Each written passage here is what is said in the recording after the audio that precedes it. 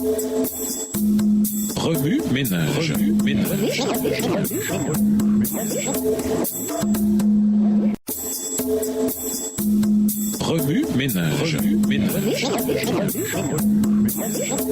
Bienvenue dans votre émission. Remue ménage. Nous voilà à la leçon 2, Rébellion et conséquences. Lisons Deutéronome 4, les versets 7 à 40. Deutéronome 4, les versets 7 à 40. Quelle est en effet la grande nation qui est des dieux aussi proches que l'Éternel notre Dieu l'est de nous toutes les fois que nous l'invoquons? Et quelle est la grande nation qui est des lois et des ordonnances justes comme toute cette loi que je vous présente aujourd'hui? Seulement, prends garde à toi et veille attentivement sur ton âme tous les jours de ta vie, de peur que tu n'oublies les choses que tes yeux ont vues et qu'elles ne sortent de ton cœur. Enseigne-les à tes enfants et aux enfants de tes enfants. Souviens-toi du jour où tu te présentas devant l'Éternel, ton Dieu, à Horeb, lorsque l'Éternel me dit: assemble auprès de moi le peuple, je veux leur faire entendre mes paroles, afin qu'ils apprennent à me craindre tout le temps qu'ils vivront sur la terre, et afin qu'ils les enseignent à leurs enfants. Verset 11. Vous vous approchâtes et vous vous tîntes au pied de la montagne. La montagne était embrasée et les flammes s'élevaient jusqu'au milieu du ciel. Il y avait des ténèbres, des nuées, de l'obscurité. Et l'Éternel vous parla du milieu du feu. Vous entendîtes le son des paroles, mais vous ne vîtes point de figure. Vous n'entendîtes qu'une voix. Il publia son alliance qu'il vous ordonna d'observer, les 10 commandements, et il les écrivit sur 2 tables de pierre. En ce temps-là, l'Éternel me commanda de vous enseigner des lois et des ordonnances afin que vous les mettiez en pratique dans le pays dont vous allez prendre possession. Puisque vous n'avez vu aucune figure le jour où l'Éternel vous parla du milieu du feu, à Horeb, veillez attentivement sur vos âmes.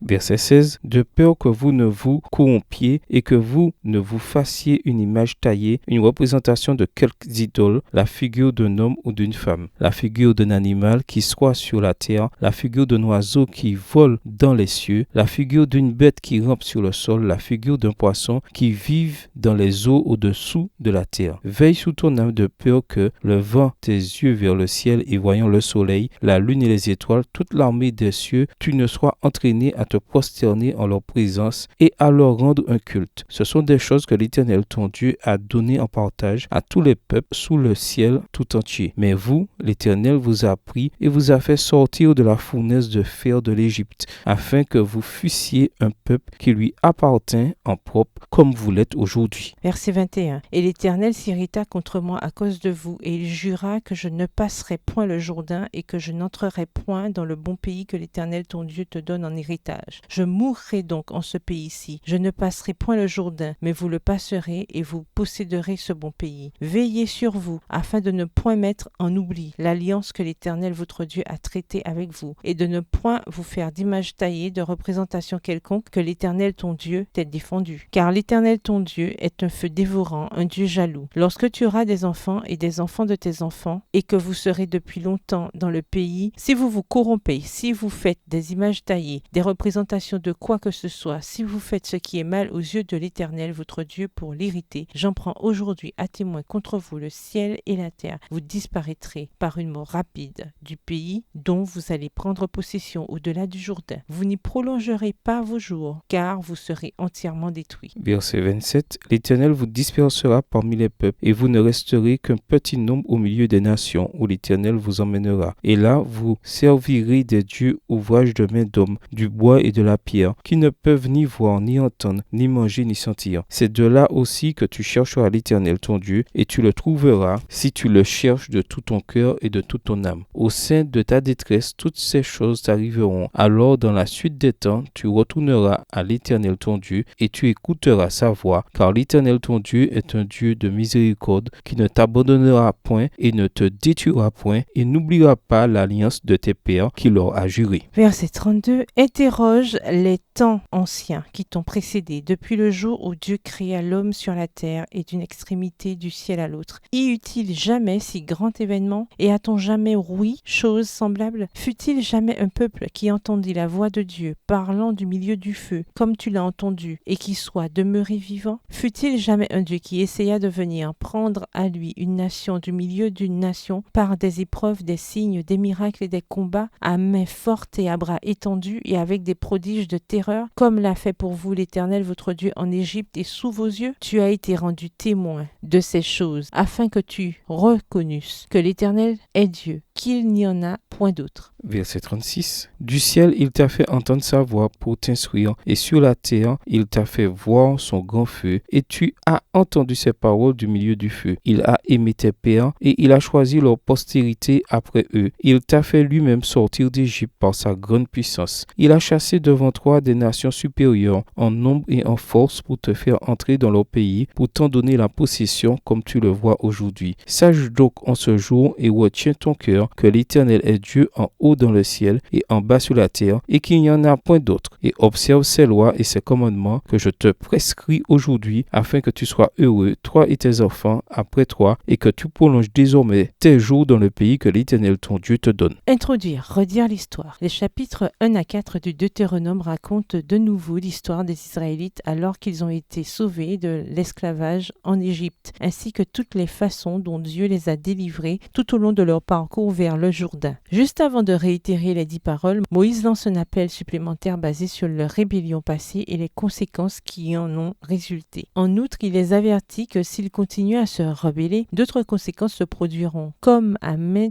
autres endroits dans l'Ancien Testament, il s'agit d'une prédiction de l'exil que connaîtra le peuple lorsqu'il se sera totalement livré au mal. L'exil sera le dernier recours de Dieu pour ramener ses enfants à lui. Et cependant, Yahvé est un Dieu de compassion et de pardon qui promet de ne jamais les abandonner. Si Dieu veut que nous soyons heureux ici-bas, en revanche, son but ultime est notre bonheur éternel avec lui dans le ciel. Par conséquent, il ne négligera rien pour nous amener à la repentance, même si cela signifie la privation et l'exil. La clé pour rester fidèle à Dieu est liée à notre cœur. Le Deutéronome foisonne de références au cœur. Il montre que c'est par le cœur que nous nous connectons à Dieu, que c'est par le cœur que Dieu nous parle et nous transforme. Moïse rappelle aux Israélites qu'ils doivent s'examiner et veiller à ne pas oublier ce qu'ils ont vu. Tout ce que Dieu a fait pour eux est dans leur cœur. C'est lorsqu'ils l'oublient qu'ils courent le danger de se rebeller. Une partie du souvenir implique aussi de raconter aux autres les interventions divines en notre faveur, et ceci les grave dans la mémoire. Si les Israélites cherchent Dieu de tout leur cœur, même s'ils sont en exil, le Seigneur les en ramènera. Ils doivent savoir et considérer dans leur cœur que le Dieu qu'ils servent est le seul Dieu, celui qui les aime et les a choisis pour peuple. C'est seulement en se focalisant sur cet amour qu'ils resteront fidèles. Remue-ménage, écrivez Deutéronome 4, les versets 7 à 40 à partir de la version biblique de votre choix. Si vous êtes pressé, écrivez Deutéronome 4, les versets 29 à 31. Vous pouvez également réécrire le passage avec vos propres mots, tracer les grandes lignes du chapitre ou en faire une carte heuristique. Au revoir. Et à demain si Dieu veut.